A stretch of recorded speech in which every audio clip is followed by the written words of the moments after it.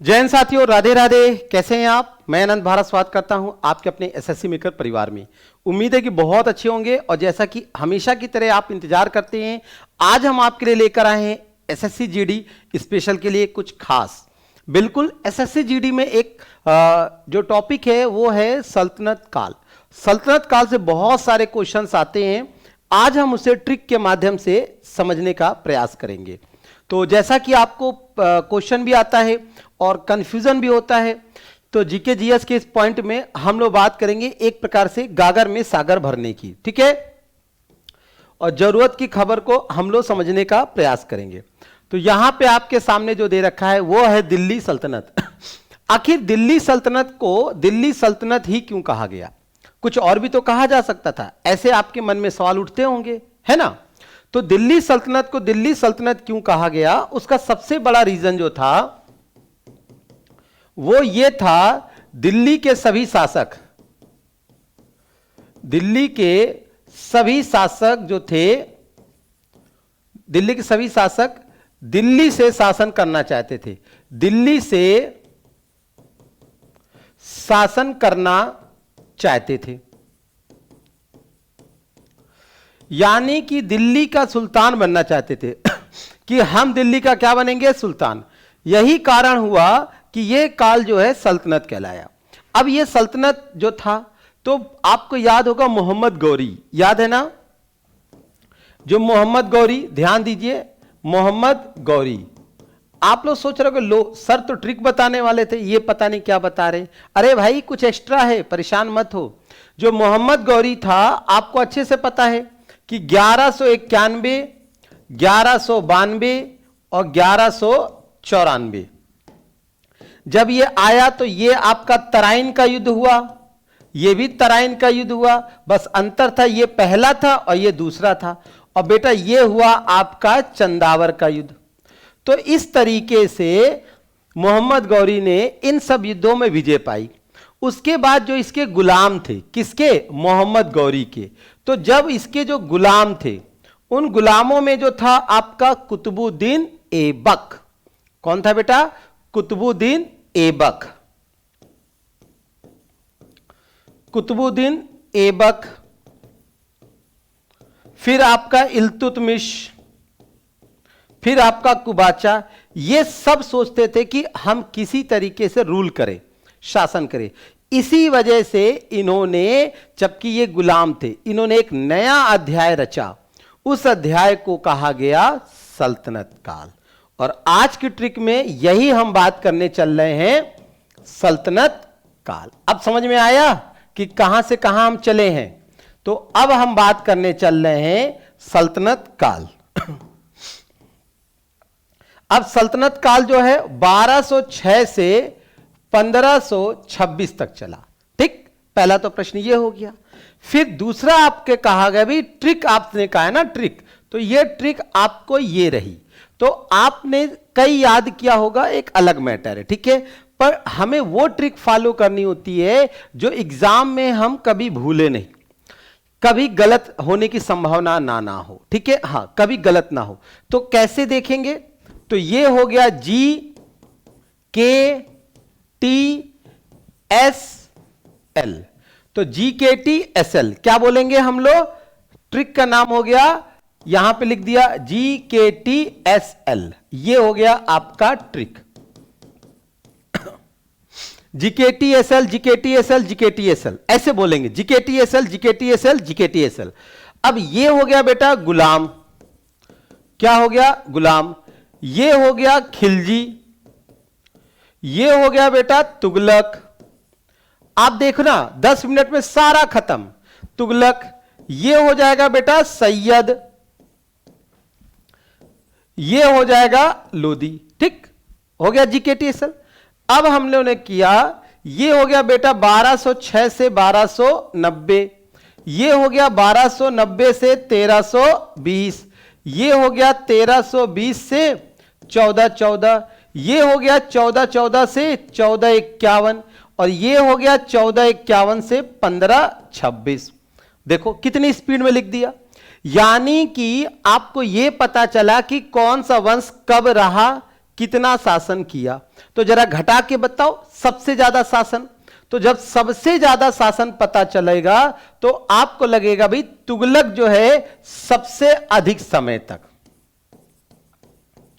सबसे अधिक समय तक। तो सबसे अधिक समय तक किसने शासन किया? तुगलक वंश ने। और जब घटाओगे देखोगे तो पता चलेगा कि बेटा जो खिलजी है वो सबसे कम समय तक शासन किया, सबसे कम समय तक। अब इससे पेपर में लाभ क्या होगा कि जैसे किसी ने पूछा कि बताओ खिलजी वंश पहले आएगा कि तुगलक, आपने कहा सर जी खिलजी। किसी ने पूछा लोधी पहले आएगा कि सैयद, आपने कहा सैयद। किसी ने पूछा बेटा गुलाम पहले आएगा कि तुगलक, आपने कहा गुलाम, है ना। तो इस तरीके से आप पढ़ लोगे। फिर हम बात करते हैं कुछ इसमें रूलर्स, जैसे कुछ प्रमुख रूलर हैं, जैसे कि कुतुबुद्दीन ऐबक, फिर हो गया बेटा इल्तुतमिश, फिर हो गई रजिया, फिर हो गया बेटा बलबन, फिर हो गया कैकुबाद। इसी तरीके से अगर हमने बात किया खिलजी में तो बेटा हो गया जलालुद्दीन खिलजी, जलालुद्दीन फिरोज खिलजी,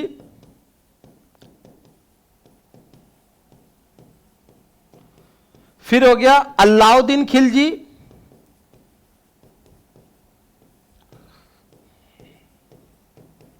फिर हो गया मुबारक खिलजी।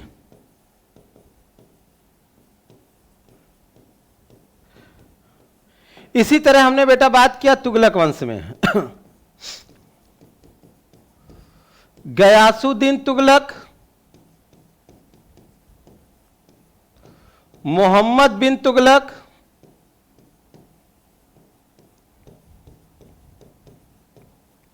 इसी तरह फिरोज शाह तुगलक। आप लोग सोच रहे हो कि अरे सर को तो पूरा याद है लग रहा है। बिल्कुल बेटा। सैयद वंश में क्या हो जाएगा बेटा? खिज्र खां। क्या हो जाएगा? खिज्र खां। फिर लोधी वंश में याद करेंगे तो क्या हो जाएगा? बहलोल लोधी। बहलोल लोधी है, बकलोल लोधी नहीं है बेटा। फिर है सिकंदर लोधी,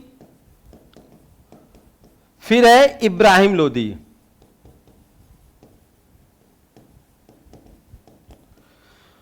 यानी कि जो पहला है, ध्यान देना। अब इसमें क्या करना है बेटा? जो पहला शासक है, जो पहला शासक है वह उस वंश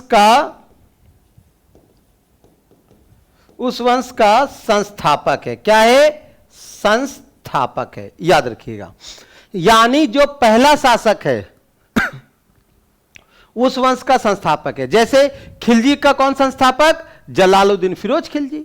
गुलाम वंश का कुतुबुद्दीन ऐबक, सैयद वंश का खिज्र खां, तुगलक वंश का गयासुद्दीन तुगलक, लोधी वंश का बहलोल लोधी। आपसे पूछा जाएगा सिकंदर लोधी पहले आया कि मोहम्मद बिन तुगलक, आप कहोगे मोहम्मद बिन तुगलक। आपसे पूछा जाएगा अलाउद्दीन खिलजी बाद में आया, इब्राहिम लोधी बाद में आया, आप कहोगे इब्राहिम लोधी। तो याद हो गया। इसी तरह गुलाम वंश को बेटा दास वंश भी कहते हैं। क्या कहते हैं? दास वंश। और इसी को मामलुक वंश भी कहते हैं। क्या कहते हैं? मामलुक वंश। तो ये हमने 10 मिनट में आपको पूरा निचोड़ दिया। आपने देखा कि 10 मिनट में आपके 10 नहीं, आपके 100 क्वेश्चन तैयार हो गए। ऐसी ही वीडियो के लिए आप लगातार एसएससी मेकर पे जुड़े रहिए। कैसा लगा सेशन? आपको कमेंट करके जवाब देना है। अब किसी के मन में आ रहा होगा सर ये शासक कब से कब तक रहे, अगर ये थोड़ा बता देते तो और मजा आ जाता। तो बेटा उसके लिए थोड़ा सा और मेहनत करना होगा। उसके लिए आप क्या कर सकते हो, ये हमने दे रखा है। देखिए, आप देखिए यहां पे कुछ शासकों के क्रम हमने दे रखे और शासक कब से कब तक थे उसके बारे में भी हमने दे रखा है। ठीक है, तो इसी तरीके से आप इसी तरीके से वीडियो को और चाहते हैं तो लगातार बने रहिए और आप कमेंट करते रहिए कि और कैसे वीडियो आपको चाहिए। ठीक है, तो बस इसी के साथ फिर हम अगली वीडियो में मिलेंगे। तब तक के लिए आप क्या करिए, लगातार बने रहिए। हमारे कुछ बैचेस चल रहे हैं, आप उन्हें देख सकते हैं। जैसे अगर आप अग्निवीर की तैयारी कर रहे हैं तो अग्निवीर बैच आपके लिए है, याद रखिएगा, श्योर सिलेक्शन के लिए। और इसी तरीके से आपका तेजस बैच है जो कि सीबीटी के लिए है, ठीक है, सीबीटी 1 और 2 मात्र 499 रुपए में है। और इतना ही नहीं, अगर आप सीजीएल, सीपीओ, एसआई की तैयारी कर रहे हैं तो 3.0 बैच से आप जुड़िए, यह भी बैच आपके लिए है, याद रखेंगे। तो यहां पर आप इतना यानी आपके लिए था। कैसा रहा सेशन कमेंट करके जरूर बताइएगा। फिर किसी वीडियो में मिलेंगे, तब तक के लिए हमें दीजिए इजाजत। जय हिंद, जय भारत।